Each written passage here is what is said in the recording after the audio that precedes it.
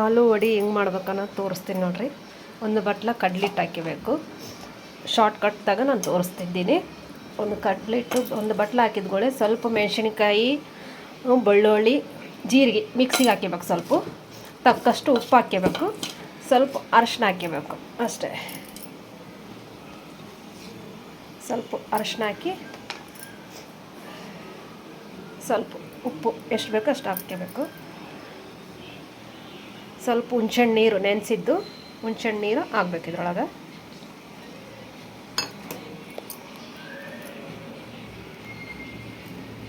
ಈಗ ಏನು ಮಾಡಬೇಕು, ಇದಕ್ಕೆಲ್ಲ ಆಲೂ ಎಲೆ ಇರ್ತೈತಲ್ಲ ಅದಕ್ಕೆಲ್ಲ ಶಿಸ್ತು ಹಚ್ಚಬೇಕು.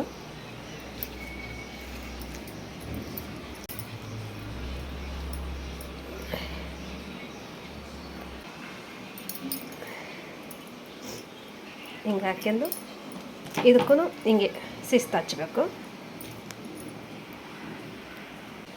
ಹಿಂಗೆ ಹಚ್ಚಿದ್ಗಳು ಶಿಸ್ತು ಹಿಂಗೆ ಸುತ್ತಿ ಇಟ್ಕೋಬೇಕು. ಇಟ್ಕೊಂಡು ಆಮೇಲೆ ಕುದಿಸೋಕೆ ಒಂದು ಬೋಣೆಗೆ ನೀರು ಹಾಕ್ಯಂಡು ಜಾಲಿ ಇಟ್ಟು ಹಿಂಗೆ ಕುದಿಸೋಕೆ ಇಡಬೇಕು.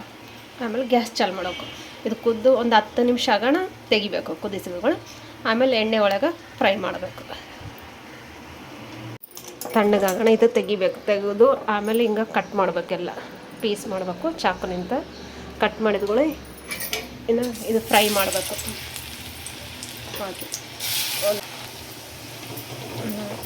ಆಗೋಣ ಎಲ್ಲ ಚಲೋತ್ನಾಗ ಹಿಂಗೆ ಫ್ರೈ ಆಗೋಣ ತೆಗಿಬೇಕು ಮೇಲೆ.